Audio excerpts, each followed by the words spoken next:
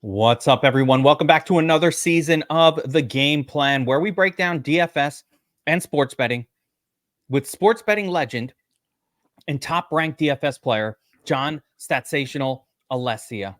We're back for another year. John, you ready for this? I'm not, unfortunately, but I'm excited for it. I'm never ready. There's always too much going on, man. But at some point, yeah, we got to dive into it. Things come at you fast, and we are excited. John represents the Sharp app. He is one of the founders and the brains behind most of the tools over on the Sharp app.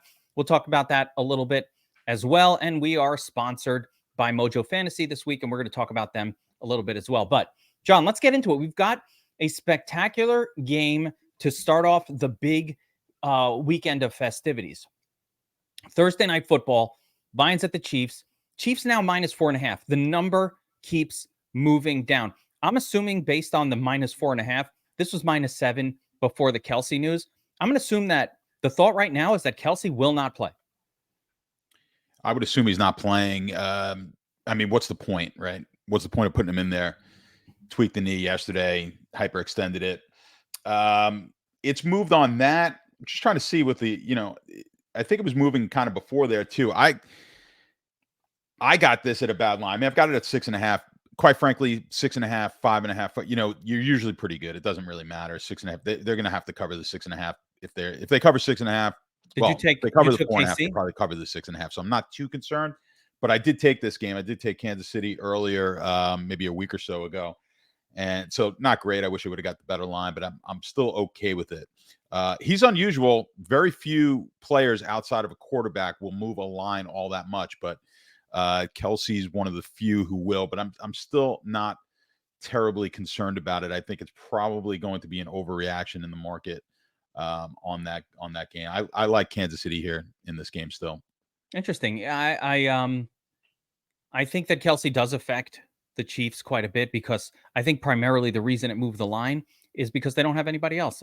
They don't really have established wide receivers or pass catchers on the team that you could focus on.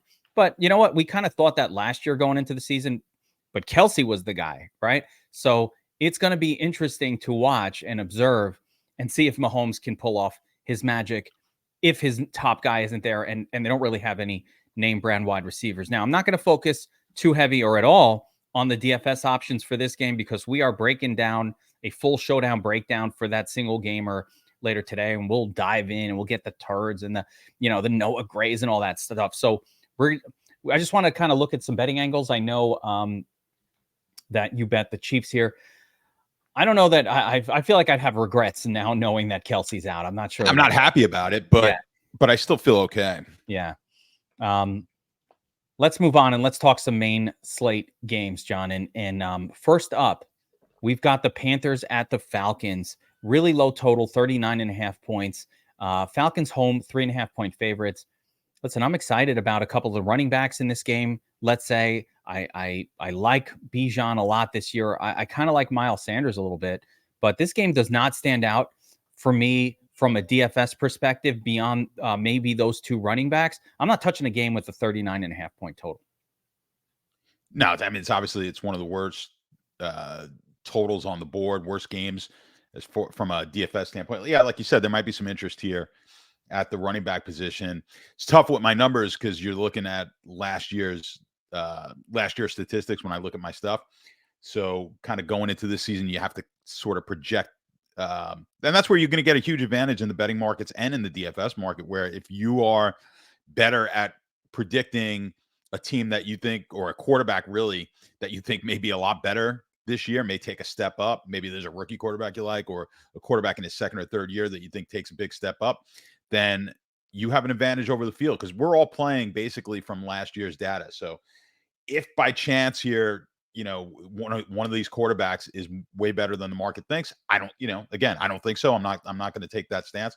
But if they are, and they have a monster day, that's where you're going to have a huge advantage. So that's where you could get a week one sort of wacky stack that hits the millie. I know you love the wacky stacks, but do you think anybody from this game is going to make its way onto your millie maker run? No, unlikely. Yeah, I have to say, Des Ridder was not good. No, from a fantasy perspective last year. And I don't think the Panthers have enough pass catching weapon. I just don't see Bryce Young in his first game. I'm not relying on rookie even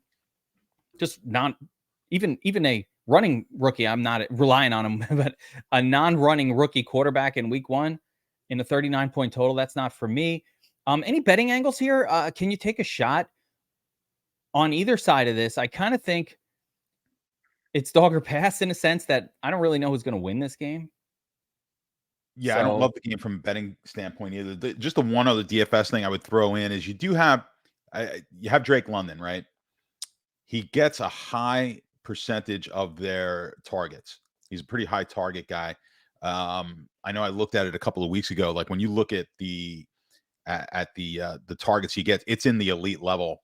30%. Yeah. So it's, if anyone was going to have a breakout type of season, if the quarterback could come around, it's going to be him. So you might get him. I haven't looked at prices. What are the prices? London is a good one-off.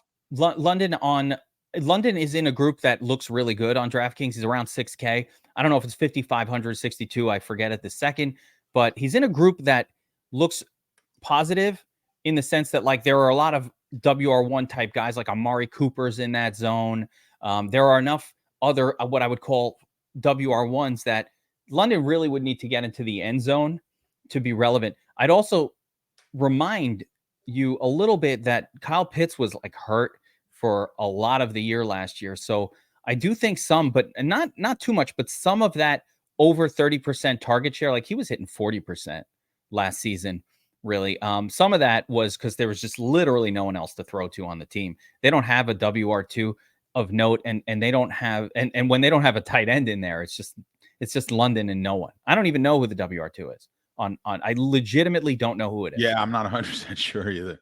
Like it could be like Odeus Zakai. I don't know who their WR2 is, which is crazy because I should know every WR2 on every team, but I don't know who it is on that team. All right, let's take a look at the next game here. 1 p.m. slate. We're continuing on through, John. We got the Texans at the Ravens. Tough spot for Houston and CJ Stroud. Ravens are home, 10-point favorites. The new Monken, high-powered, widespread offense. I'm excited to see it. But are you laying 10? It's got a 43.5-point total, John. Yeah, it's just not a game from a betting standpoint. I've got quite a few bets already this week. This isn't one of them. So yeah, I mean, I'm gonna lay off on that. 10 is now, it's down to 10. Did you say 10.5? Yeah, it's just at 10, minus 10 right now. Yeah, just looking on the app, minus 10 or plus 10 is where you're going to get it. 43.5 looks to be the over on that one, and it's gone up since the open, not a lot, but it has moved up towards Baltimore. This is the biggest play for those of you in survivor pools. It's going to be the biggest play. I got a video on that in the app as well that people may want to check out. Inside the app every week, we'll be doing the survivor video, and this is, of course, the largest spread of the week. It's a donkey play, though. Not a lot expected out of Houston. So we're looking at this being the most popular. About 30 to 35% of people in pools are going to be taking Baltimore. So if you're in Circa or DraftKings or any of those, check the Survivor video out. We'll link that in the description. And so check out John Survivor. I am not on the Ravens for Survivor this week. I think there's a better spot. We'll talk about that too when we get to that one. But as far as fantasy angles from this game, John, and DFS angles, it's a tricky one because the Ravens traditionally do not force the issue in games that are non-competitive. Now they have done it on occasion, and again, this new offensive coordinator might switch it all up. So that's part of my concern is what if this Monken offense, they just go balls to the wall the whole game, right? And change up what has consistently been an approach that the Ravens use, where when they're well ahead, they sit back, they lean on, they don't want to risk Lamar Jackson running around, getting himself hurt when they're up 20-0. And because this is such a favorite spot, I don't love Lamar at all this week. He's the most expensive QB in fantasy, and I get it. He's Lamar Jackson, and he's debuting in this great new offense, but I am not on board with that. I think the running game is where you want to go, and a game where Ravens defense and maybe J.K. Dobbins become the most exciting plays. I don't know how you think in terms of a blowout situation, but specifically with the Ravens, they have not performed well from a fantasy standpoint in the past. Doesn't mean past performance, not necessarily indicative of future result, but they haven't performed well in these spots from a fantasy perspective. I mean, you know my take on the new age quarterback, this new running quarterback. You know, whenever they get dinged up, you know how I like to fade them right away, because whether they're hurt and they don't want to run, or the team just doesn't want them to run. And I think kind of part two to that is, as these guys get a little bit older and they become more important, you're going to see less and less running. Now, the catch 22 to that when you're the team is the whole reason these players are dynamic is because they run. So if you put the handcuffs on them, so to speak, you just, and you don't allow them to do what they do, they're not the same player. I mean, even Mahomes last year, getting banged up in the playoffs, like there's a difference in these guys when they can't, when they don't have the ability to move. Even if Mahomes isn't the runner necessarily, from a yardage standpoint, as some of these other guys, his whole game is moving in the pocket and running around and creating plays. So with that said, I do think we'll start to see, when these guys hit the wall, whether it's by their own ability or the coaching staff changing game plans, it's going to be dramatic. So I don't mind that fade of Lamar here in week one, and we take a look-see at where this offense and what the offense is going to look like. I really think they're going to limit him running a lot more, right? Get players like Hurts and Fields and these guys, they're not there yet, but Lamar's been in the league for quite some time. What year is this now for Lamar? Feels like 7 or 8 years now. That sounds like a lot, but it's probably 5 or 6 seasons that he's been in the NFL. And you're right. This whole idea of the Monken offense, the spread offense, right? I think he's going to take off, but strategically. Like, take it like, I'm going to call it like Mahomes plus. Mahomes takes off very strategically. Lamar will have some designed runs in this game, I'm sure, but it's not going to be what we see from Fields or the younger versions, or like a Richardson.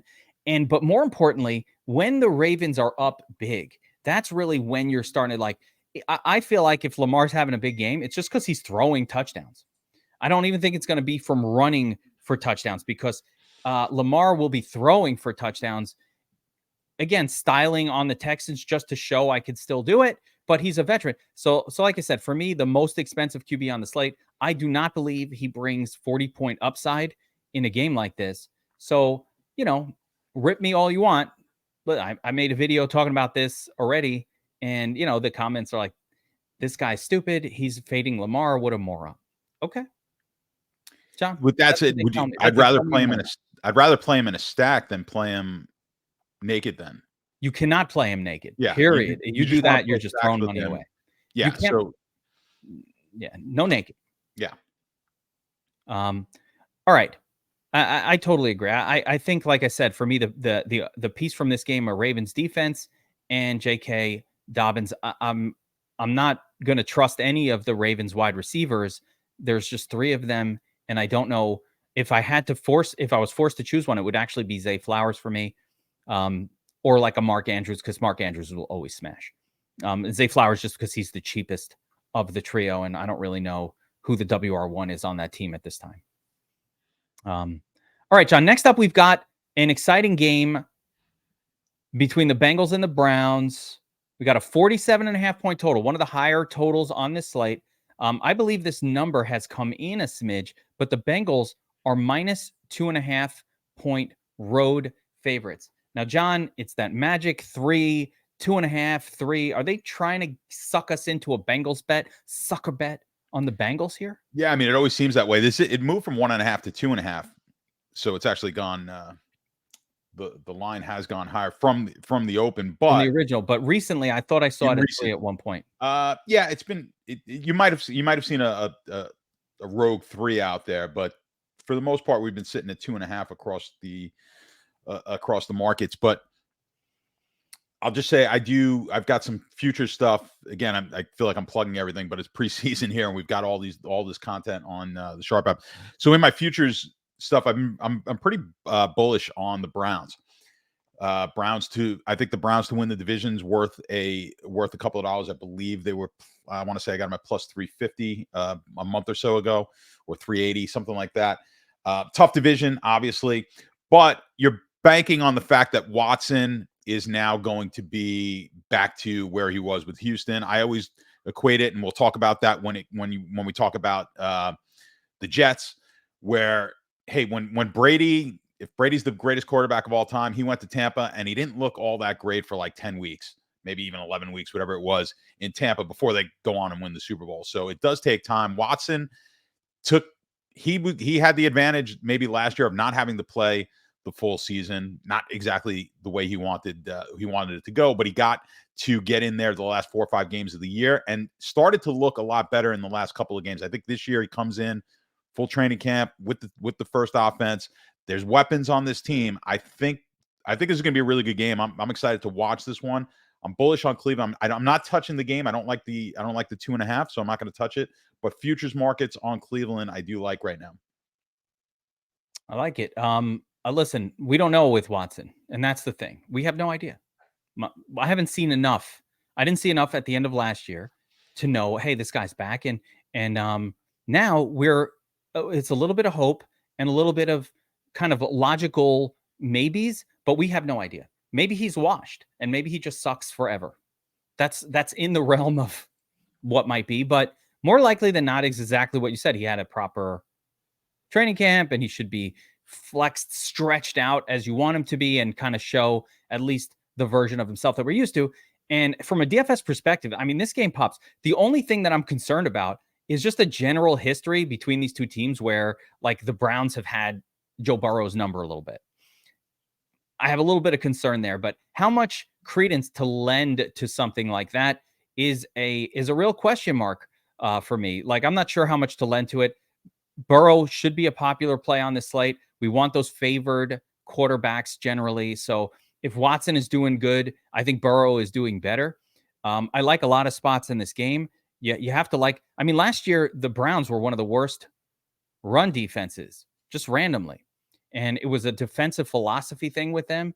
I think they've changed that defensive philosophy, but Joe Mixon stands out as a potentially really good play on this slate. Burrow, if the Browns are going to play man, a heavier man approach, which is what this new defense is set to do. I mean, Jamar Chase is, I think, number 2 or 3 in the league against man coverage. So Jamar Chase stands out as a smash play. You had Burrow hurt a little bit during the preseason, which is a concern. On the flip side, so I like all the pieces on the Bengals. And on the Browns, I really like the pieces too. I love Amari Cooper in this spot. I love David Njoku. I think he's a great pay down option at tight end on the slate. And Nick Chubb is Nick Chubb. We know who he is. No competition for touches. Nick Chubb is going to have all the run he can handle. So this game should produce plenty of fantasy goodness. As far as like salaries go, the reasonably priced ones, Njoku and Amari Cooper on the Browns. Bengals, Joe Mixon, I think, is underpriced. And, and your pay up stud option is Jamar Chase. I also want to mention, John, I got a DFS question, but it's been forever since T. Higgins effectively showed up in a winning lineup. Like, it's really been once over the last, 20, 25 games. We keep playing him, and he keeps getting priced all the way up at a ridiculous level. Do you ever adjust for that in your DFS approach? Like, listen, T. Higgins, if you look at his, here, I'll pull him up, but if you look at his DraftKings scoring history, the number of times he's produced, he is at 6.7K on DraftKings right now. And you could go back like seasons, and there are like 1 or 2 games where he would have made that. I mean, last year he got you 25 plus 1, 2, 3, 4 times last year. So, and that's, we need 28 just to hold tournament value, and I need 30 plus in order to be helping me win a tournament. So yes, you're correct. He did kind of 3.8x this salary a couple times, but that's not even a 4x, and I want 4.5x if I want to be trying to win a tournament. That's what I'm saying. Like the 20s and the 25s and the 24s, that's barely value for a 7K player. 7, 14, 20. We need a 28 just to hold value. So what do you do with that? Or you just like, it kind of reminds me of Keenan Allen, who has a high floor, but never really quite helps you win a tournament.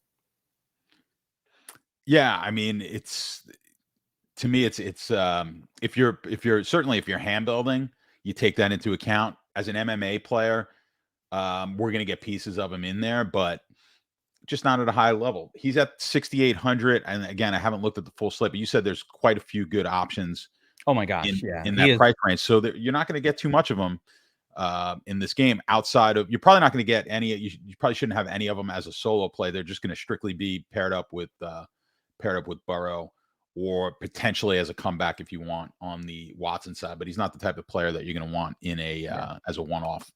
There's also weirdly no history of Chase and T. Higgins really exploding, or it's wildly rare that both of them go off in the same game. Like, it is not the Tua plus two of dynamic that I feel Right. like it should be, but it's just not on that team. I don't know why, but it just isn't. So it hasn't happened that way as of yet. If I'm stacking Burrow, I think you do need to stack him with two players, but I would leave Boyd and even Joe Mixon in that mix, because it could be anybody. And it's actually, like I said, it's unlike the Tua stack. It's not like super likely that it's going to be Chase and Higgins. They're just too expensive, and they just don't tend to go off at the same time. But what about Deshaun Watson? As this is a relevant game, we learned with Burns in the offseason that we should probably focus favored QBs in games like this. Do you allow that to seep into your approach on DFS?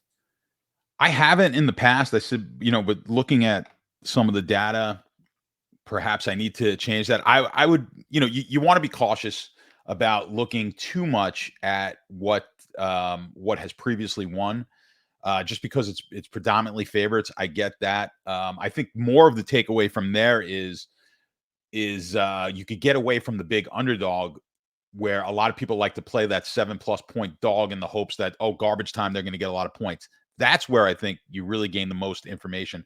A 2.5 point underdog, a 3 point underdog, it's basically a coin flip of a game, and it could go either way. So yes, do you lean a little bit more on the Burrow side? Sure. But I think Watson has a ton of upside. The potential is there for Watson. So I'm certainly not going to fade him just because they're a 2.5 point dog The in this game. stacks are also Yeah. much cheaper with Deshaun. So you don't have to score as many points for those stacks to bring value. All right, John, let's talk about the sponsor of our show, Mojo Fantasy, for a moment here. And I really like this game. So Mojo it's a really awesome sports book in New Jersey. But what they've done is they've expanded out to 20 states with their sportsbook game, which is really unique. So effectively, the way their game works is you have a prop, just like any other player prop, but instead of kind of running it as a one-time buy the prop for minus 140, like US odds, pay $140 to win 100. The way their prop works is it's given a number between 0 and 100, and it's traded live at all times. So a 50-50 prop might be 50 cents to buy right now. If the prop hits, it will go up to $1. So it's a little got that stock market feel. And what they've done for daily fantasy is really cool, and I love it. So they effectively created a couple games. One's called Double Up, and one's called In the Green. And the way their DFS game works is effectively it's a double up. So you put up $20 or $10 or $100. You go up against 20 people. You just run their props or bet their props live as if you're betting it on a true sports book. You bet it live, and at the end of the contest, whoever is in the top half of money remaining doubles their money. So you're going up against other individuals, not the house, and effectively whoever's in the top group doubles their money. So you get the whole experience of betting props all throughout the games. And the cooler part is you can get in and out of these props constantly. It's a really cool part about their sports book as well. It is fully live, and it's traded and liquid at all times. So you don't need a buyout, some crappy buyout from the sports book. Their buyouts are true fair market buyouts, which, John, I've never heard of that anywhere. That's pretty unique, getting buyouts that are legit. Yeah, it's unique to me. Well, yeah, it's a buyout because it's based on the market, not what some sports book is giving you. The old deal or no deal show where they give you some awful value, but no one could calculate it in their heads. Most people don't do that with the sports books. They don't calculate exactly how much juice they're paying on that cash out. It's more of the feeling, the gut feeling, like hey, I'm up and I just want to get that cash back, and they don't realize how much they're giving back by doing that. Here, you're actually dealing in a trading market. Whenever you have a liquid market, you're going to get the most fair price. So I like that aspect of it quite a bit. And it appeals to me. I have a trading background, so it really appeals to me when I looked at it and you had that binary.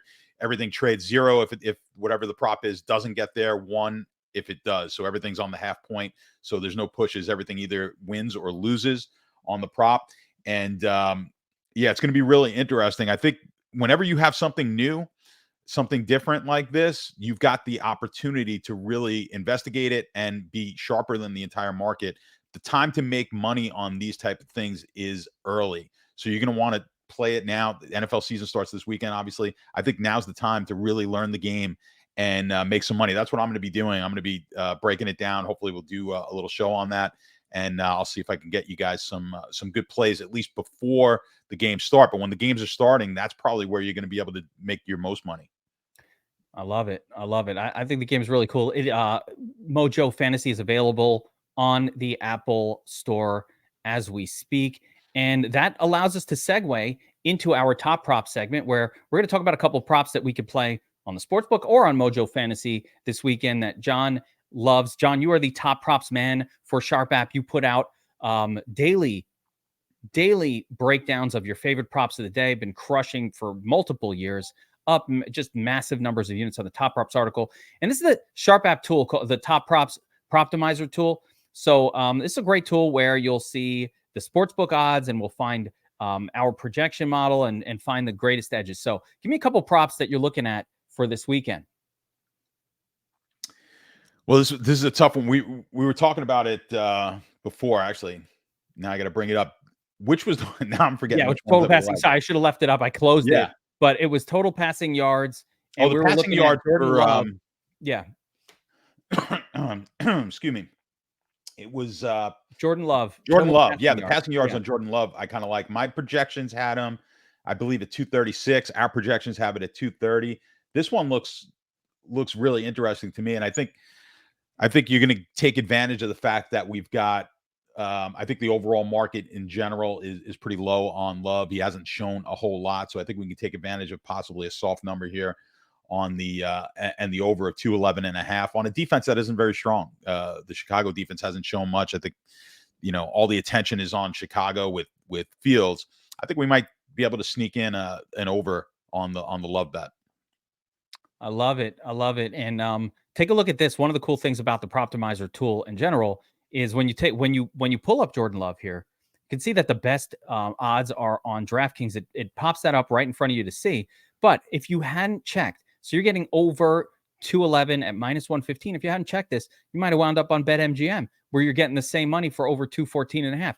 And I'm going to tell you from experience, John, those 3 yards, that's win or lose. These props usually come within a couple of yards. So just being able to quickly identify not just the best edge props, but also props that send you to the best book to bet, that is really going to make a difference in your ROI. Guys, if you're watching this and you don't have access to Sharp App, code DFSA20. DFSA20 gets you 20% off. So for our DFS Army YouTube subscribers, you get 20% off the Sharp App membership. There's a lot of great tools over at the Sharp App. John designs them all. You're going to power rankings, a lot of stuff that you guys have seen in the past. The Sharp Report, so many things. So if you bet on sports, you need to be on the Sharp App. You track your bets, do all these different incredible tools, and we're building them out at all times.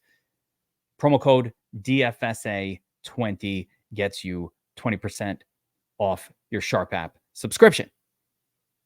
All right, John, let's get back into the breakdowns and take a look at the next game on the docket here. Jaguars at the Colts. I've got a bet on this game, so I want to see if you're on the same side as me. Probably not, but I have a bet on it as well. Oh, boy. No, we can't disagree. I don't like it.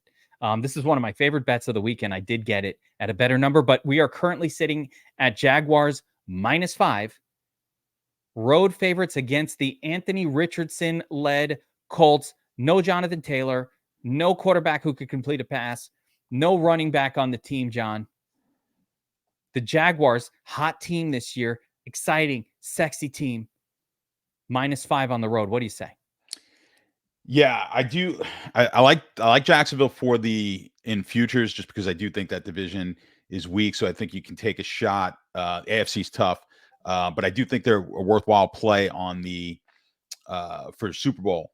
Um, just because they're going to have the easiest road, I think, in the AFC to get there. But getting out of the AFC will be tough. But in this game, logically, Jacksonville should roll in this game. This is just one of those early on in the season.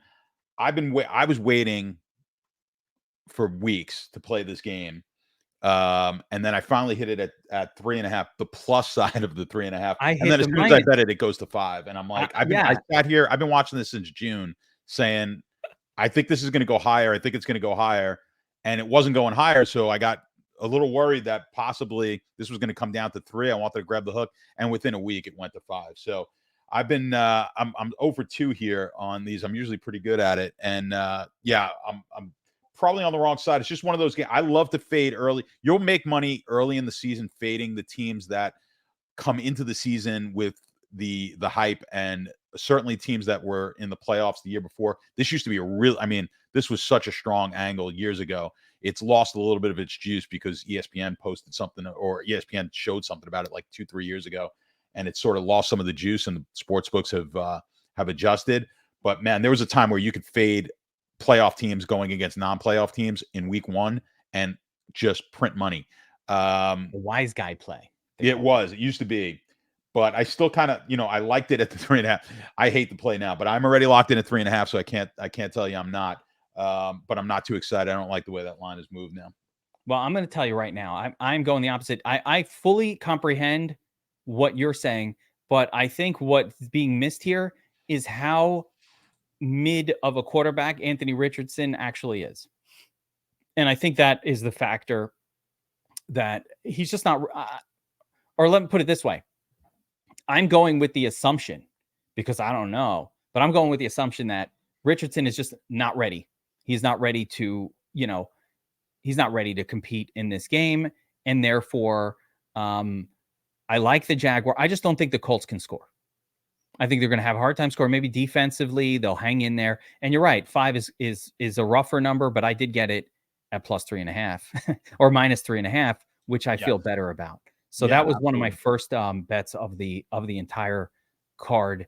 It was just the one that stood out to me the most. I love the Jaguars this season. Love me some sunshine in this game from a DFS angle. I don't think there's going to be enough here to press Trevor Lawrence into a tournament winning game.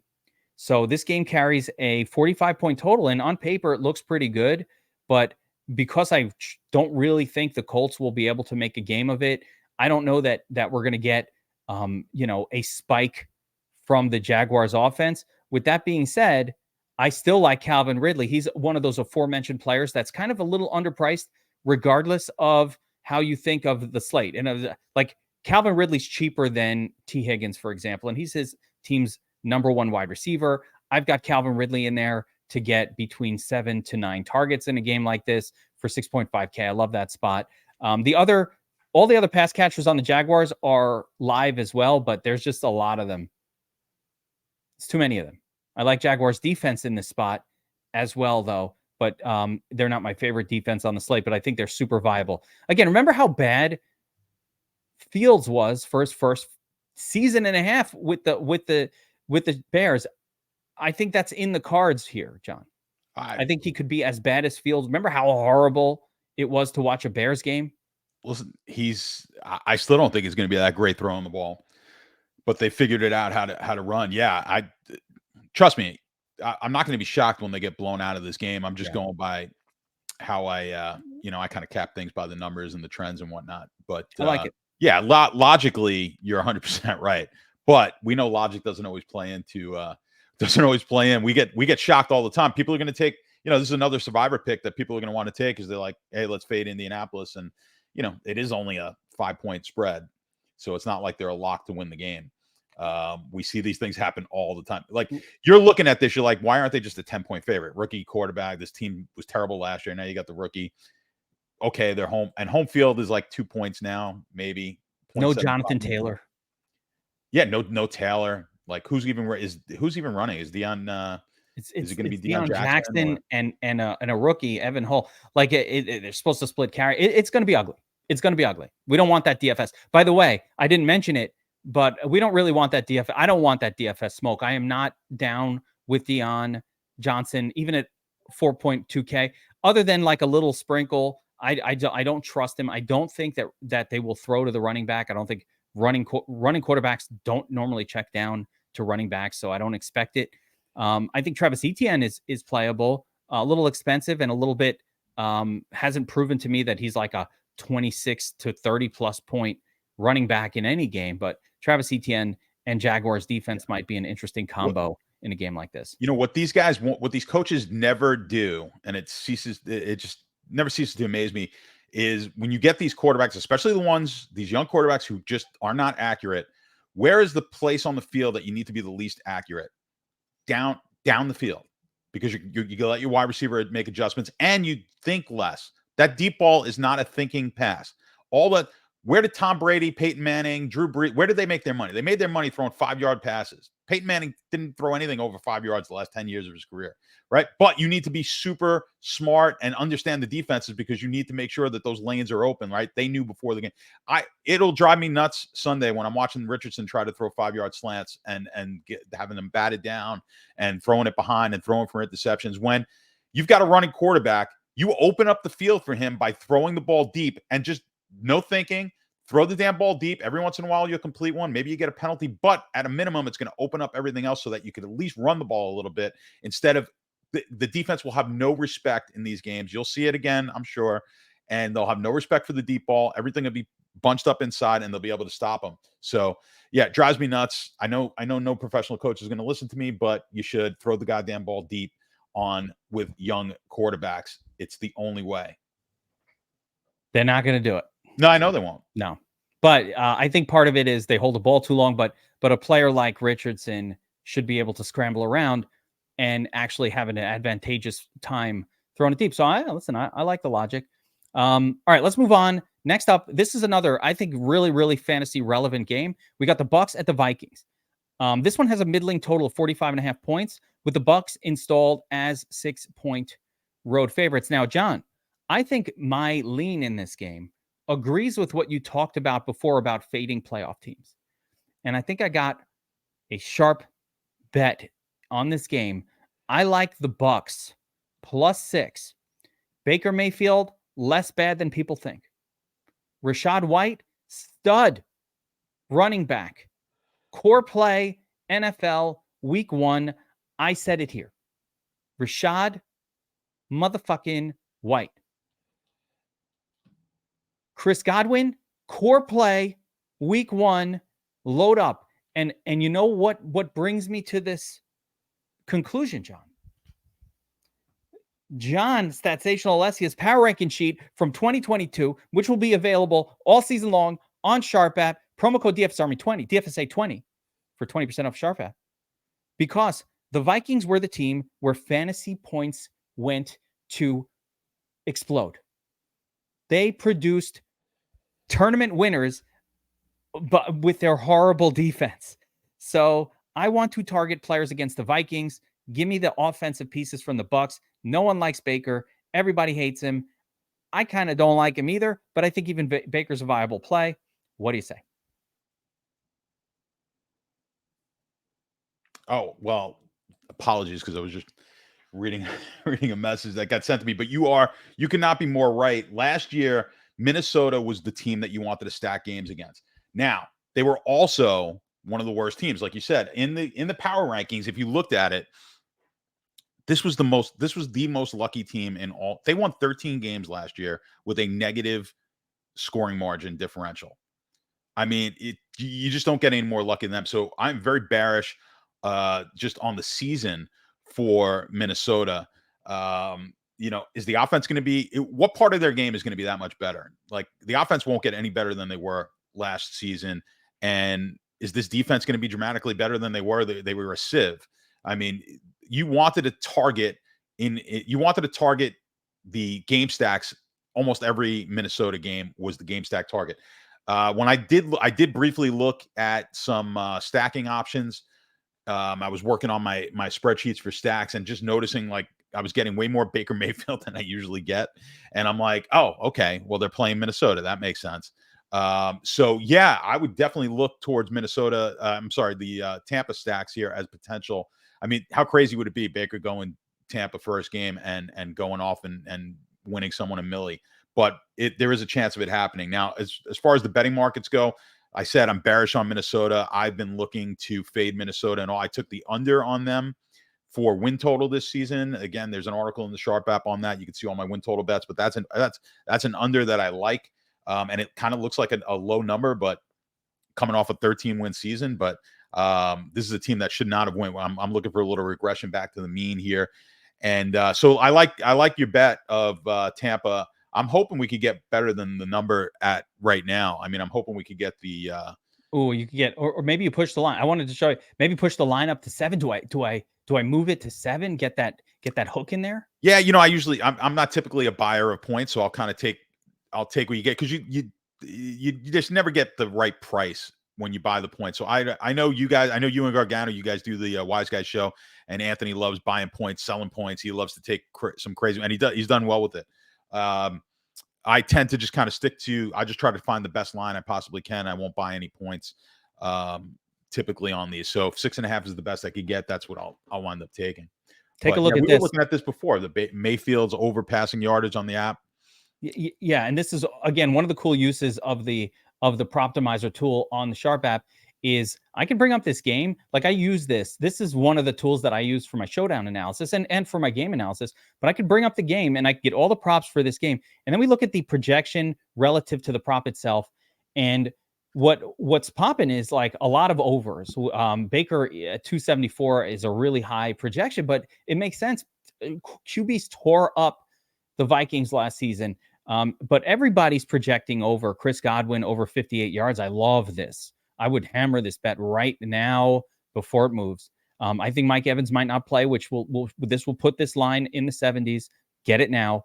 Don't say I didn't told you so. Rachaad White over on the yardage. I agree with that. So there's a lot of overs. What was that Godwin? What's the Godwin number? The Godwin number is the number, right? The best book is BetMGM. You get it 58.5. And that's where, let me see here. Over 58.5 on BetMGM, minus 115. Yeah, minus 110. So you can get it minus 110 over 58.5 right now on BetMGM. And that's slightly the best line by 5 cents. So that's where you want to hammer that one. But 58.5, and we're projecting 71. And I still have it over. My projection still is like 65, 66. So, I mean, I do like that over. Yeah. So, I mean, the overs are popping, even the more conservative. But wait until you hear that Mike Evans might not play. That'll pop it up a little bit. So I love this game, but also, again, this is a great tool to use to help you make these decisions. So again, that's the Proptimizer over on the Sharp app. All right. Viking side. Do we have to load up on, I'm interested in Alexander Mattison, John. The Bucs are bringing back Vita Vea. He's healthy. It's not really a great team to run against, but Mattison should get the full run. But obviously Justin Jefferson in play. I think you could probably play even a Cousins stack in a game like this. You think you'll have some Cousins stacks going on? Oh, for sure. Yeah, I think he'd play Cousins stacks. I'm not as high maybe on Madison here. I just think this is a throw the ball type of game. It's just Vita Vea is a very, very good defensive lineman. Like when he's in the game for the Bucs, they are harder to run on. Last year, that guy was in and out of games, but when he's in there, he is pretty much a wall. So I don't mind it because Madison has no competition for touches. I like guys who get a lot of touches, but I do prefer Rachaad White as one of my core plays of this weekend, and I don't play two running backs from the same game. So for the most part, I would avoid. I won't wind up with Madison, certainly in my Rachaad White lineups anyway. All right, let's move on. Next game on the docket, John. We've got the Titans at the Saints. Saints are at home as 3-point favorites. This one has a horrific 41.5 point, super low total. And I have to tell you, just the initial, this game does not pop to me as a great spot for DFS. But there is a couple of spots here that do pop for me, and I'll just kind of clue in on some of those. On the Saints, I like Jamal Williams. Listen, people don't want to play Jamal Williams. That's fine. I like Jamal Williams in the spot. They don't have any other running backs that are really viable for this game. I think Jamal Williams is going to get 20 touches in a game like this, and he's a touchdown guy. He can catch a pass too. I don't think people are understanding that Jamal Williams is a pretty good pass catcher. So to me, on the Saints, Jamal stands out. I think a lot of people are going to want to play Chris Olave here as well. I'm excited for Chris Olave this year. He doesn't necessarily pop for me as a crazy great play, but he is in the mix at that $6,500 level alongside the Calvin Ridleys and the Amari Coopers and all these other starters that are priced around 6K to 6,500. I like him, but he doesn't stand out to me as a special play. On the Titans side, I don't really like anything. I don't like anything offensively on the Titans. I don't like Derrick Henry in the spot. Titans have an all new offensive line. I don't trust it. Derrick Henry can pop off, but can he really break a slate open in a game like this? He'd need to score at his salary, 8, 16, 24, 32 just to keep pace. No passing game work. He's got to score 32. He's got to score 40 to help you really win a tournament. John, he needs to score 40. 35 to get you 4.5x. It's too much. I don't think he can get there. Well, even at the high price, as long as he gets in the 30s, you could be okay. It's going to obviously it'll be dependent on other players, but you're talking 2 touchdowns and 100+ yards. Yeah, no, I mean, he's always capable of doing it. I would agree with you though on that one. I wouldn't bank on it, and certainly not at the price. But just know, even the price in NFL is not as dependent. It's not linear as you may expect. So even a cheap option, you're like, well, he's good value if he gets me 18 points. That's not good enough. If we're talking about big GPPs, you're talking about cash games and everything, that's a different story. But if you're trying to take down a big GPP, no matter what the price is, they're going to have to score that 30 plus for you at the I am trying to take, I mean, I'm referring to big GPPs when we're talking about trying to win a tournament. Like in a cash game, it's a whole other story. Yeah. It's unlikely, to your point, if you get a guy like Henry and he scores 30, there's a good chance someone else at a much cheaper price is going to get in that 30s also, and you probably aren't going to need him. The only way it works is if he either goes for like 40, like you said, or he's just the only running back that goes off. And on a slate like this, it's probably not going to be the case. So I do agree with you there. From a betting standpoint, I actually made a bet. You're always going to hate my bets, especially in the beginning of the season. Why do I need to hate your bets? I want to. Well, you're going to hate them. You're going to. I don't like this bet. If you bet Tennessee, I don't like it because I basically bet the worst team, all the worst of the both teams. I mean, that's my betting style, right? And people go, "Why would you ever do that?" I'm like, "Well, they put a number on the damn game, right? They put a line on it, and that line hits 50. It goes 50% on either side. So to say anyone's stupid for playing either side of a line is quite frankly dumb." Because it's 50-50. No, it's a line. There's no dumb bets. There's no dumb bet when you're betting a spread. I mean, that's just the way it is. But so I do like Tennessee here. You could get, I believe I got it at 3. Yes, I took it at 3, but I got it at a low juice on the 3. So I got it at -105, which I'm happy with, and +3 on that bet. So I'll take a shot here. New quarterback again, changing systems over in with Carr. And we'll see if that game just is maybe a lower scoring game than we thought. Now, what was the prop? You were mentioning Olave. What's the prop on Olave? And I think this is going to be the most helpful thing for a lot of people is get used to looking at the props. I mean, you mentioned what I do in DFS.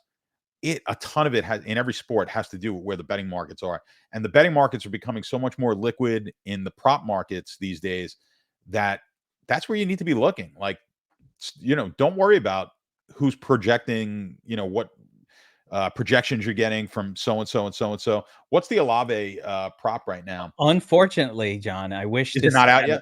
It is not out yet. We're recording this on Wednesday, and some of these props will not actually go live on these sports books until Friday. I don't know why. There's no Derrick Henry rushing prop yet either. I'm looking, looking for it.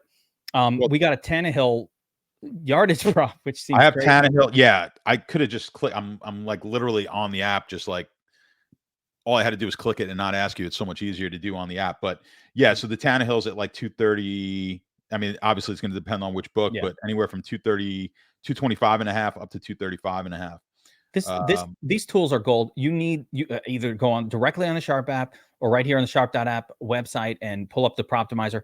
But yeah, it's gotten to the point. Listen, we evolve over time. When I started DFS Army, John, when I started DFS, let me go to the widescreen for this.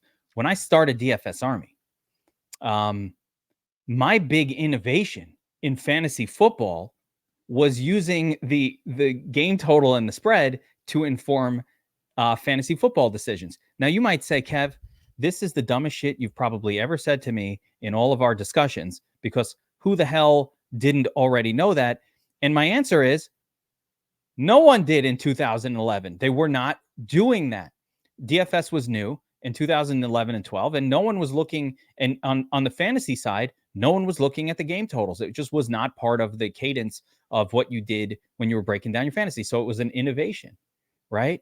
It was a new idea. Well, now with the prevalence of player props, which is just happening over the last couple of years, of course, we've been using it the last few years, but the prevalence of it, one of the best ways to really get your feel for these projections is just to look at the props and compare, because people are betting both sides of that, which makes the number kind of real, right? It's not a fully perfect number, but it's really close. So that is the best way to go. And so it's just the evolution of these things. But unfortunately, we don't have props for Olave.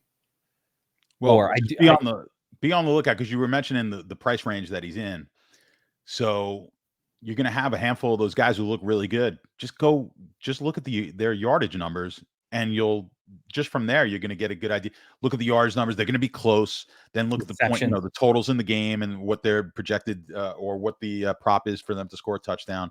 And you don't need to know how to do the math. You'll just know that the guy with a prop of 75 yards is just going to be better than the one who's got the prop of 60 yards. I mean, that's just the way it is. Even when you're doing your season-long teams and you're like, oh, start six. Go to the damn props.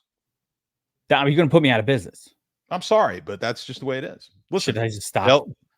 They'll all just come over to the Sharp app and get all the props from us there.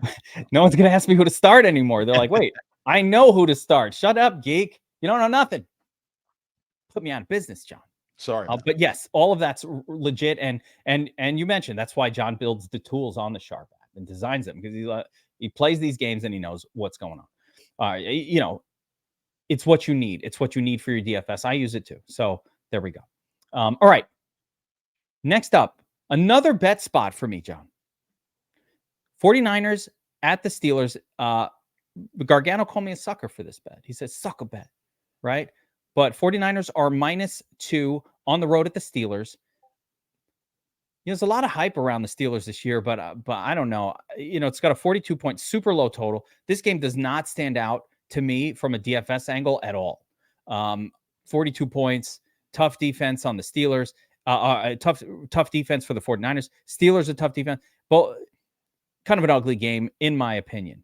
But what's up with the -2? It seems like too good of a number for one of the best teams in the league going up against a team that was mid last year. Certainly does look like a sucker line, and it's only gotten better if you're betting San Francisco, right? So in other words, the line has moved in Pittsburgh's direction since it's opened. I mean, they opened if you just look at the money line, it opened at like -150 down to like -130 for San Francisco. I haven't looked at the handles yet. Yeah, it looks like if you look at our handles in the app as well, the money is actually coming in.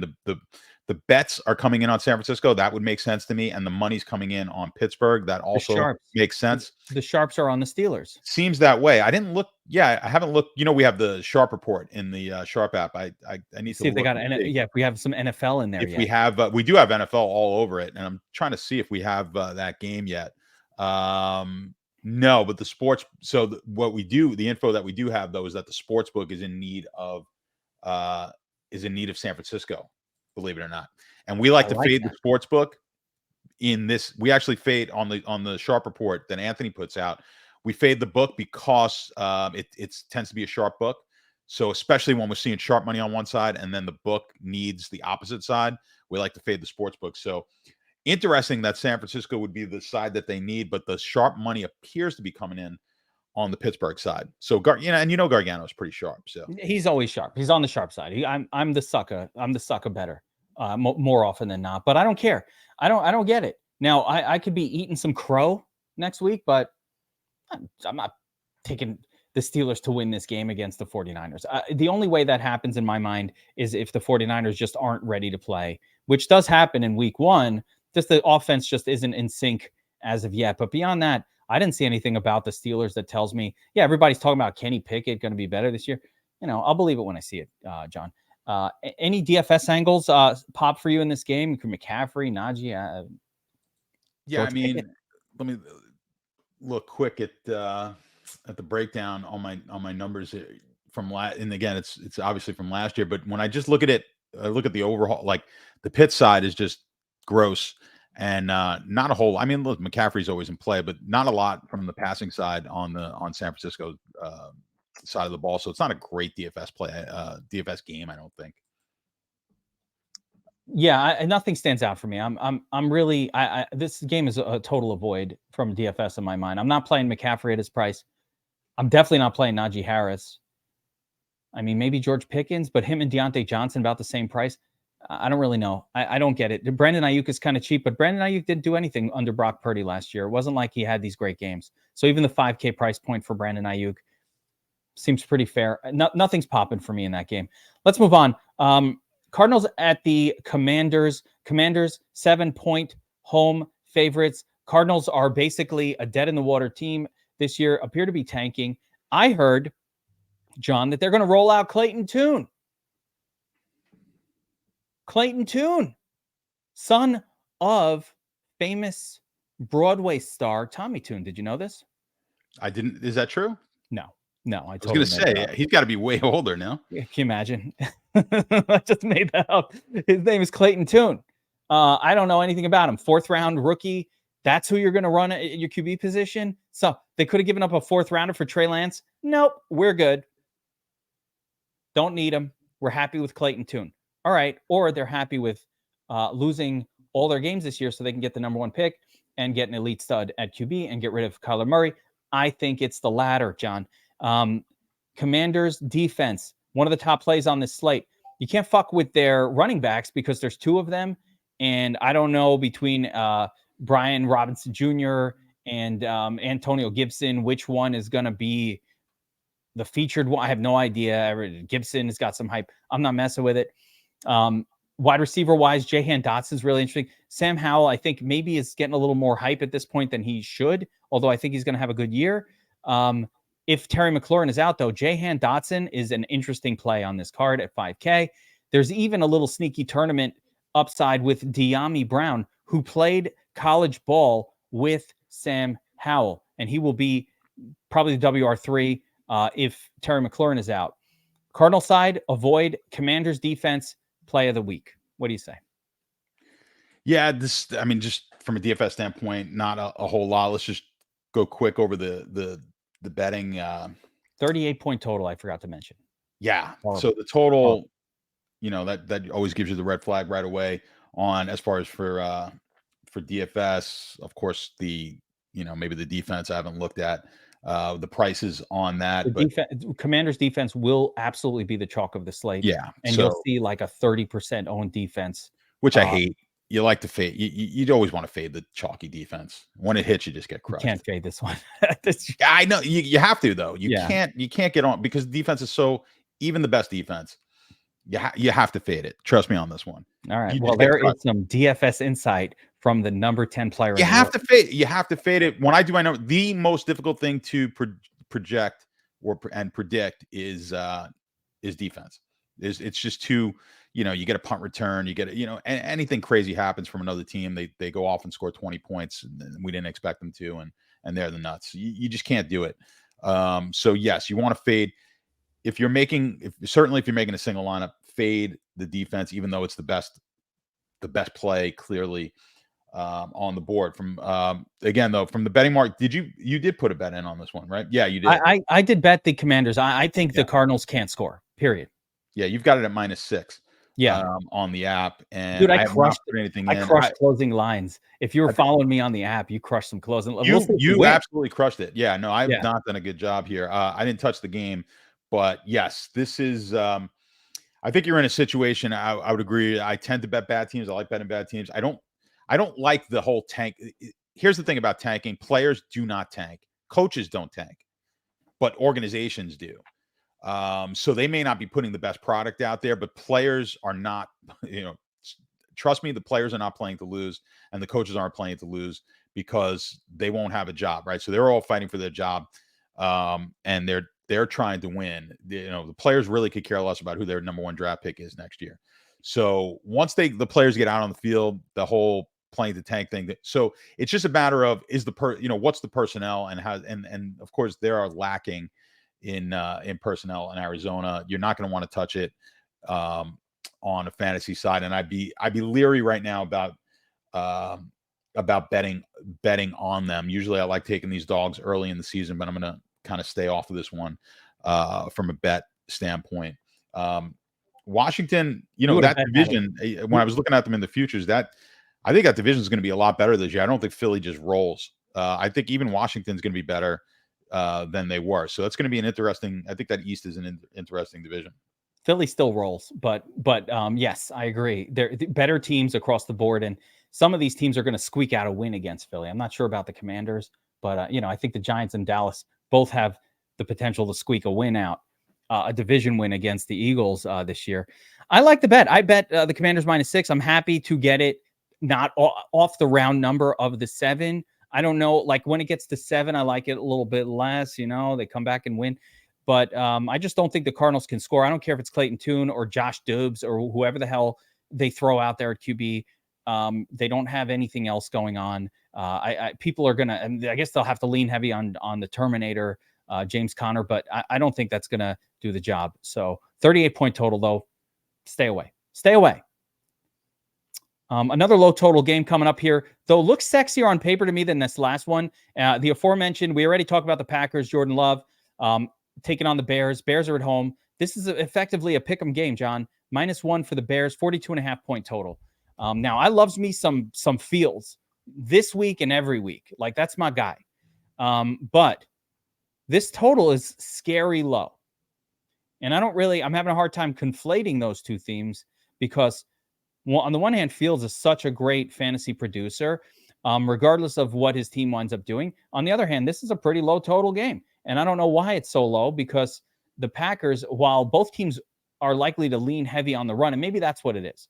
Maybe it's just like they're expecting the Packers to lean heavy on the run in this one, and we already know the Bears are going to lean heavy on the run because that's what they do.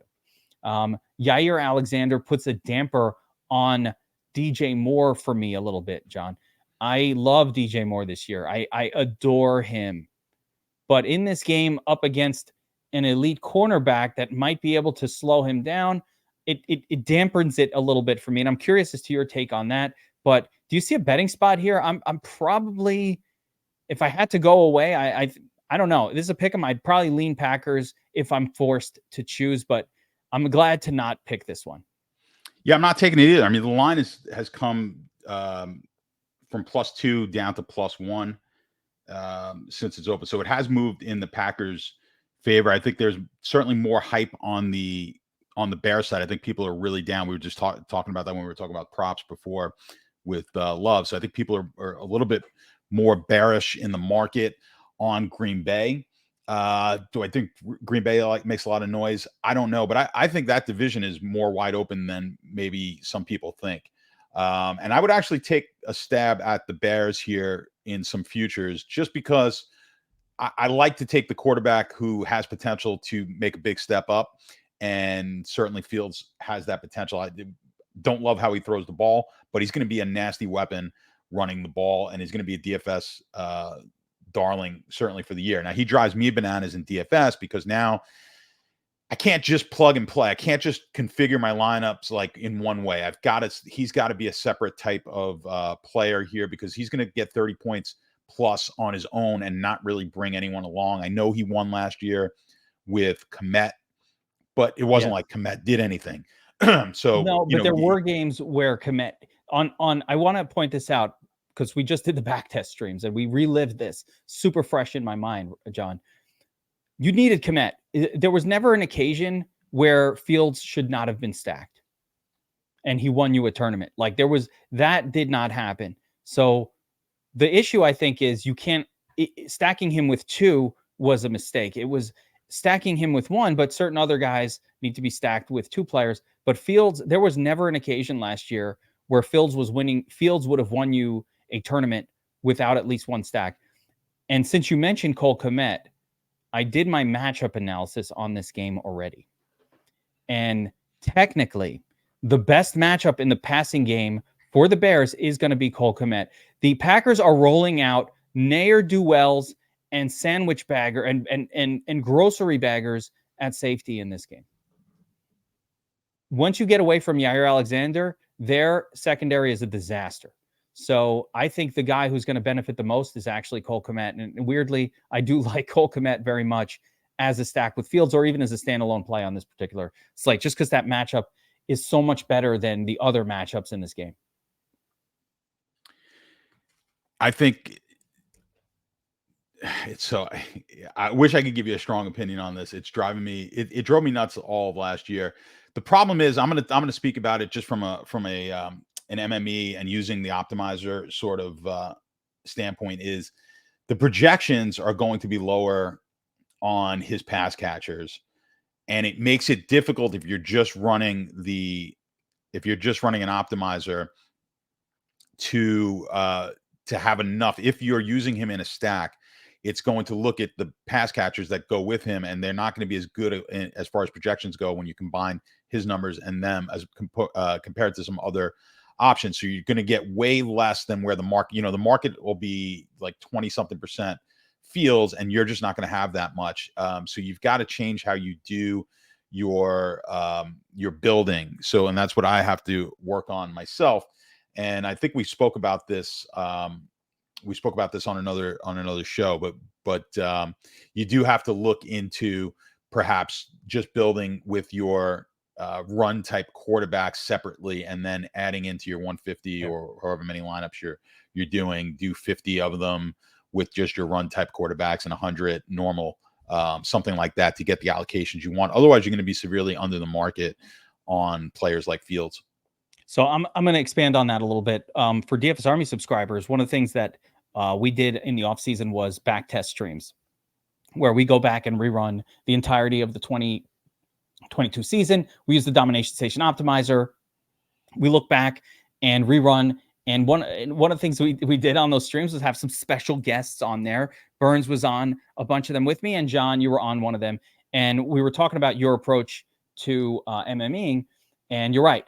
With that approach of not really forcing the QBs, but allowing the projections to suck them in to lineup, so to speak, with the approach that was being used there, it's just not going to pull players like a Fields in there because of those stacks, and they're automated. So we talked about either doing a QB +1 run separate or a running QB run separate. But one of the other tricks that you might have to pick up for a guy like this is just smashing a forced min on someone like a Fields, where it'll at least grab him and stack him with one of his guys, where even though the wide receiver or tight end isn't projected as well, you just have to say, you know what, I'm just doing 20% Fields and smash that forced min, which is not typically how you run your QB position. You typically allow the projections to dictate much more of that. But, the forced min will deal with that. But the secondary concern is some of these situations where you want stack +2 versus stack +1, and you start to get into all of that, and maybe it requires 2 separate runs of the optimizer, one for your +1s and one for your +2s. But that does require a little more pre-planning, I would say, of just how much exposure you want to each of these QBs. Does that about sum it up? Pretty much, yeah. We did this together, so I had the chance to think about it, and I'm like, man, how do you accomplish this? You're right, because that's that style and approach. And if you guys missed it, make sure, if you're a DFS Army subscriber, to go back, look under the basic training, and check out the live back test streams that we did for the 2022. It's super helpful. If you're going to MME at all, that's where you want to go. Now, again, we handcraft, we MME, we got our cheat sheets. But if you're MMEing, back testing and understanding techniques for for attacking 150 or 300 lineups.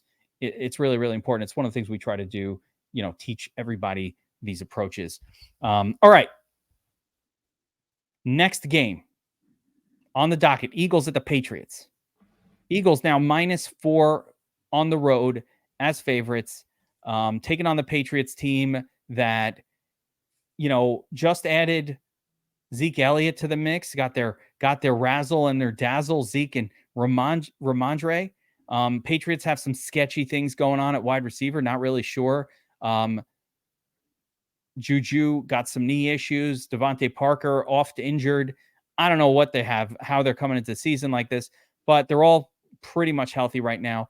Eagles -4. Does this fall into your category of Super Bowl hangover? You cannot bet the Eagles in week 1, even though they stand out to me as a really good play at this number. It does. So yeah, I know you like. I know I you do like like the Eagles, Philly. but I like New England here in this game. I'm getting the 3.5. We took it at the same number, opposite sides. It was higher, so it opened up higher. It's dropped down to it dropped down to 3.5. I think you can get pretty much 3.5 everywhere. So it has moved. The market at least has moved in my favor. I do like the I do like the Pat side of I this don't like game. being against the sharps on all my bets. I'm starting to feel like a donkey. Nah, I mean, listen, they're the logical side, right? So when you look at it, it's certainly the logical side of the bet. New England wasn't as good, but I think New England is a team that I actually I'm bullish on, and I've taken them as a long I've taken them over on their win total this year. I didn't take them in any futures as far as to win the division, but I did take them over on their win total. You look at Belichick's career, obviously Brady was a good chunk of that, but I think their total was 6.5. I mean, that's just I forget what it is now. I'm not looking at it, or if it was 7.5, but he's never got. I don't think he's won like less than 8 games over the last however many years. Even with this, even without Brady here, I think he's able to get it done. We'll see. I mean, you've got, like you said, you've got Zeke there now. I don't know how much of a difference that makes to their offense, but it doesn't hurt. He's gonna be this year. Remember LeGarrette Blount a couple Yeah, of years well, ago, like had a resurgence but because the that's Patriots what they knew how to do. use him. Yeah, I mean, that's what New England's not going to, that's why we get shocked, and we got, we get swindled by New England in fantasy all the time when they go into, who was it? Sony Michel, right? They took him early, and it's like, well, New England never takes finally. a running back early, and then he burns everybody in the season long leagues. Like, they've had that right game plan for a long time with running backs before the rest of the market has kind of realized it, and they'll pick up your scraps and just plug them in and do just fine. So that's what they're going to get with Zeke. It's not like he's done, but he's not going to be the guy he's not going to carry the ball 25 times a game. I mean, they don't need him for that. He's perfect for the role they're going to give him. Yeah. In New England. The question for me is, can the Eagles stop the run? Because I don't think that the passing game from Mac Jones and these ne'er-do-well wide receivers is going to be very, very effective for the Patriots. So they're going to need to play defense, and they're going to need to run the football. And it's really hard to play defense against the Eagles unless the Eagles come in rusty, which could happen. But that's kind of what you're hoping for in that spot. As far as DFS angles here, there aren't many. I like Hurts. So here's the one thing. The total has come down. And the best way that the Patriots keep this game close is probably in a low-scoring affair. But I think you got to like Hurts. It's a 45-point total. Eagles -4. They're road favorites. I look back at Hurts, and he's just so consistent. Even in games where they don't go crazy, he's putting up like a low 20s number. He puts up big numbers on occasion, even in blowouts. And if you are right and the Patriots can keep this close, I think the guy who's benefiting the most is Jalen Hurts. But that assumes that the reason the Patriots are keeping it close is because they're keeping up with the scoring. But I am seeing the total getting bet down like crazy. The total I feel like has moved 2 or 3 points. I mean, let me pull up Sharp app here, but and the line chart, but I feel like the total has moved 2 or 3 points here in the last couple of days. The total has, I'm scrolling on it. Yeah, well, it's gone from 44.5 to 45. It hasn't moved too much. All right. So 40. I felt like it was over to 47.5 at one point, but you're not seeing that No, no. here. Eagles. So yeah, but regardless, I do like Hurts in this spot. Close game. I always like Hurts. I think Hurts is somebody you want to play every single week in fantasy. How are you treating Hurts this year for DFS? Well, Hurts, I think it's a different. It's going to be different than Fields. I mean, I think you do want to stack them, but I think the stacks are just going to be single. It's just going to be single stacks with him. But um, I do think uh, play. I mean, it's potentially there for some naked play, but I think he's more of a passer and a pretty good one. So I think you're gonna want to use Yeah. him in game stacks and stacks. Stack plus one. Never naked. Never naked. Stack plus one. Sometimes stack plus two. That's kind of where I was going with that. But stack plus one for sure.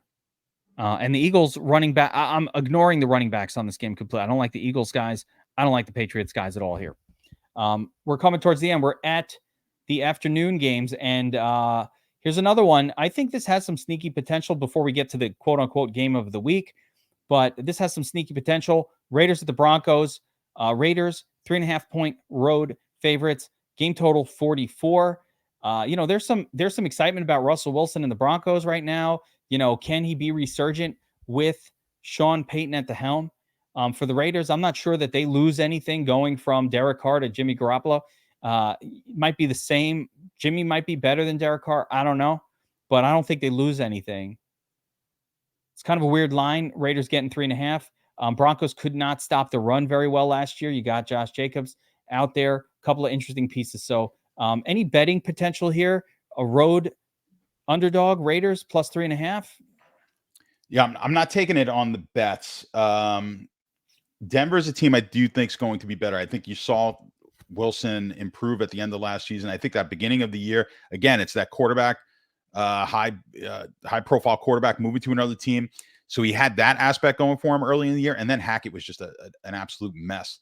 So I think that entire team for the first half to three quarters of the season, until they got rid of Hackett, they started to turn around a little bit, and you saw Wilson become a little bit more of what Wilson is Yeah, capable of how being. much of it I was think you'll see a Hackett? big improvement.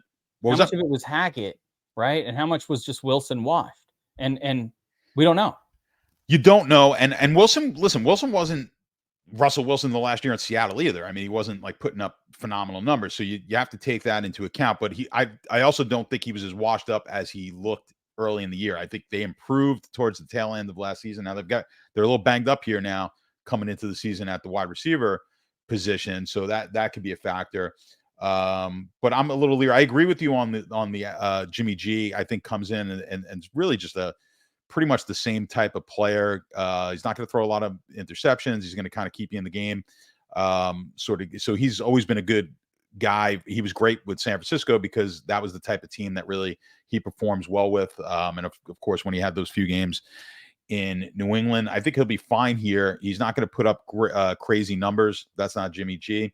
But when I was doing my projections, my futures, and running all the models for the futures, I didn't change anything. I didn't adjust it at all at the quarterback position. I think it pretty much stays stagnant from a line standpoint. I think this is what the line would have been, I think, with Carr at quarterback as well. So I don't think you're losing anything and you're not gaining anything with Jimmy G. Tough one as far as from betting angle here. I would lean towards Denver, but again, sort of fade the quarterback on with the new system. So if I was playing this in a pool, I would lean towards Denver, but no strong opinion as far as a bet goes on this game.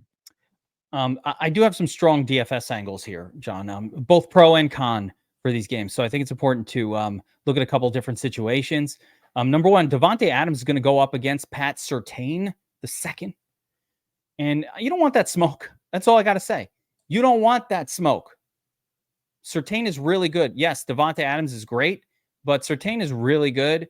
And so it's going to limit a little bit of the ceiling for Devontae Adams for me.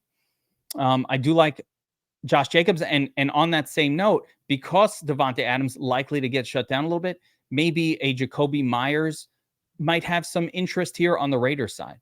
On the Broncos side, no Judy. No Jew on this one. So it elevates the possibility that Cortland Sutton has a big game. Cortland Sutton's super cheap, John, on the slate. And you basically have to play him. Like, he's one of the better plays on this entire slate. The other guy who is the punt of the week is Marvin Mims, who is going to be starting as the WR2 for the Broncos for $3K. So that is a min salary starter. Now, I got a warning for you too. We're not done. This is a game where there's a third angle in DFS that you need to be careful. Listen, I've had a lot of weeks. I'm like Bill Belichick. I've had 2 weeks to prepare. So I'm going to give you another little angle here that is a concern, and that's Greg Dulcich, who figures to be a very popular, super chalky tight end on the slate. And I'm just going to throw this warning out there that in the preseason, Adam Troutman played ahead of Greg Dulcich. Now, that doesn't mean that Adam Troutman's going to play ahead of him in the regular season. All it means is that I don't think that it is understood that there is a possibility. They brought in Troutman, and it's possible that Sean Payton is like, no, I need this guy. He's a blocker, or does something different than Dulcich, that he wants him in the game. So I don't know what that means, but I do know that I'm tempering expectations for what otherwise should be a very, very high owned Greg Dulcich in a game without Jerry Jeudy, where the narrative is, oh, they're just going to throw to the tight end more. So be careful for Greg Dulcich. I'm not saying I know something, but he played behind Troutman. And be a little bit careful with Devontae Adams because of that coverage from the Raiders. That's how I'm looking at that game. Now, we're well into this, and we get to the game of the week. The one game that stands out above all others, the core play. Dolphins at the Chargers. Tua versus Herbert.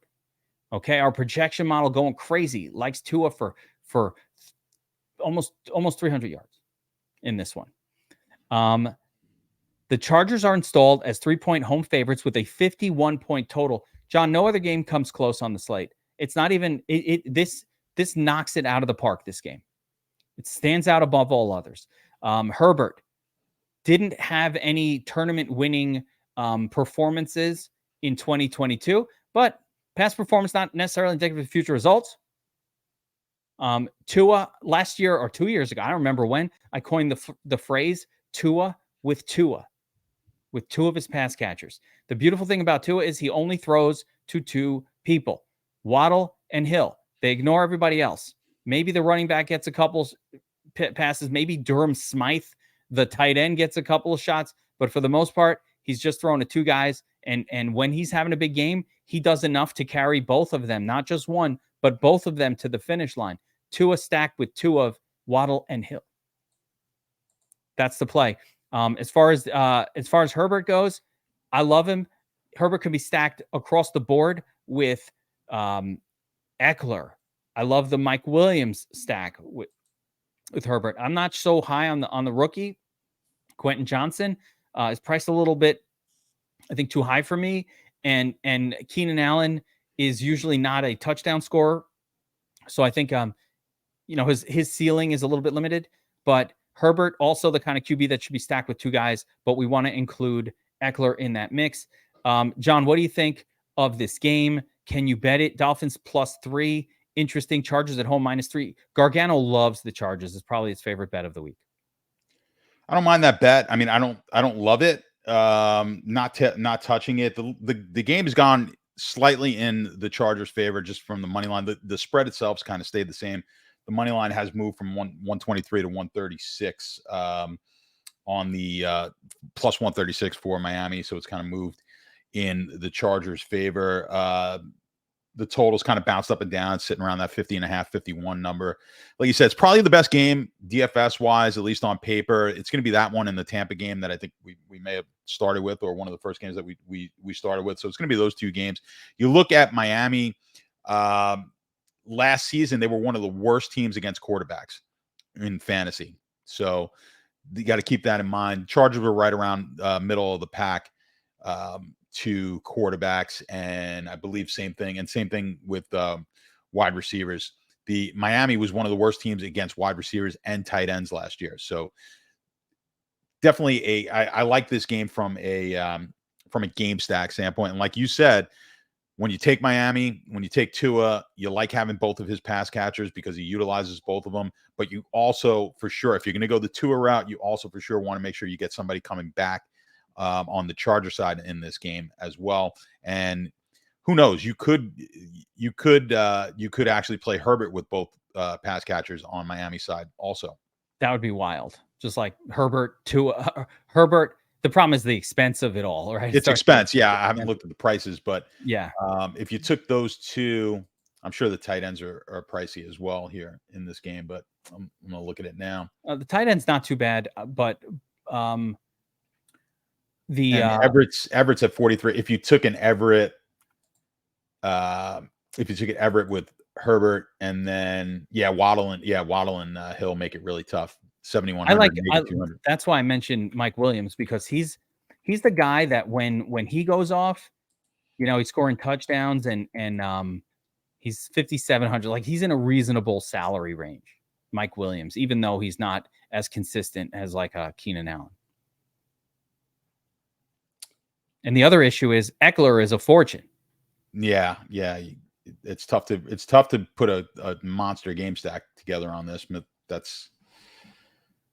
Does make it difficult. That's why DFS ain't easy. It's not easy. I like it. So let's move on, John. Final game of the main slate, and we're going to cut it off there. We got the Rams at the Seahawks. Seahawks installed as 5.5-point home favorites. The game total is a above average 46-point total, which is nice.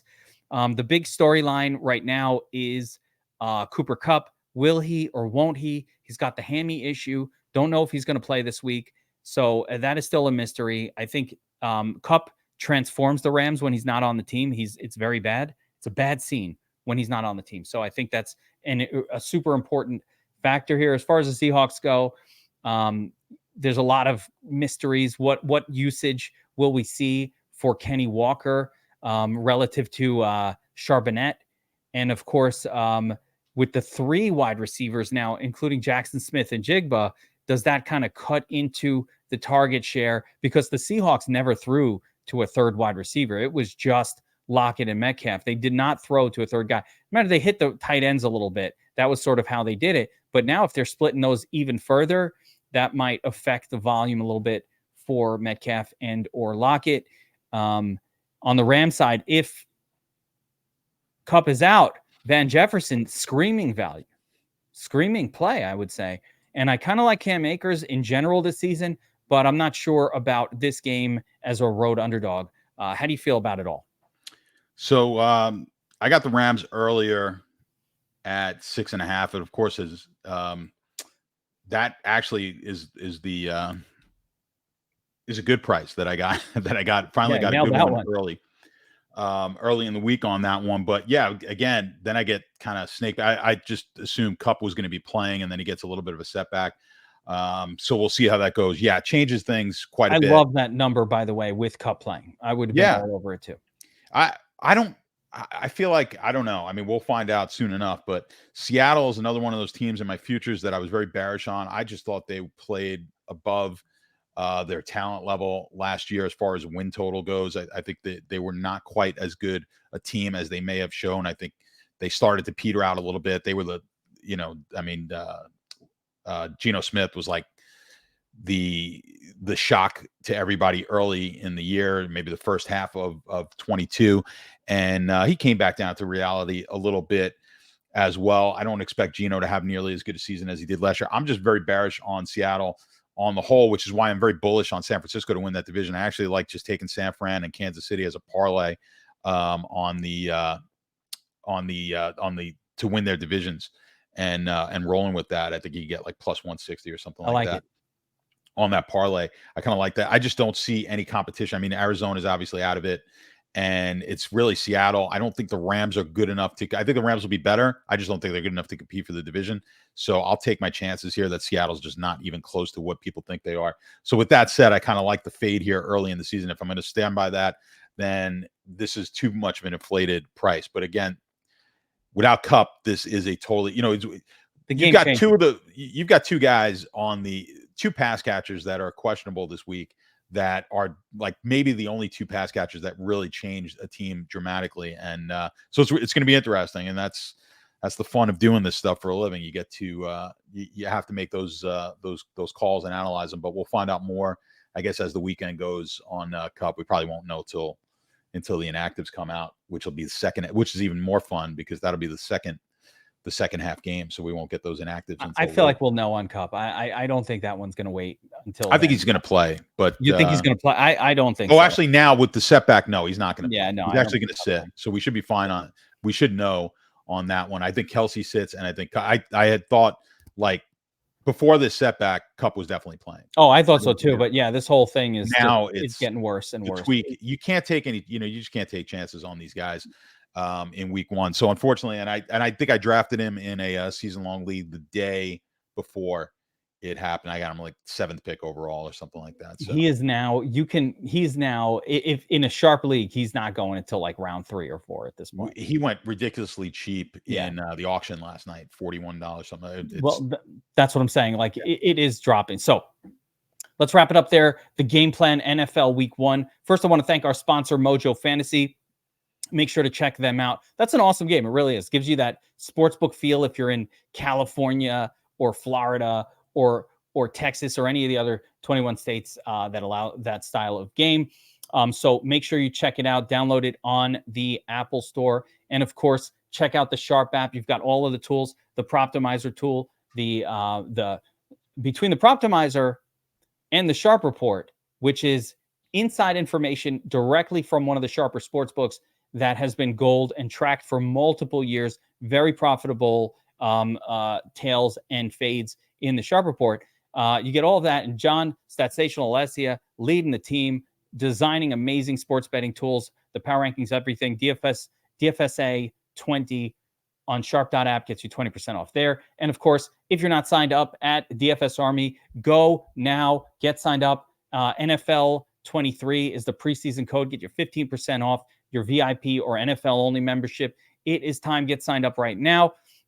Access to all of our tools, the DOM station, optimizer, the cheat sheets, all the great stuff, the back testing, everything you need to smash at all levels of DFS. John, we'll be back together all season long, breaking down the games, talking bets, talking DFS.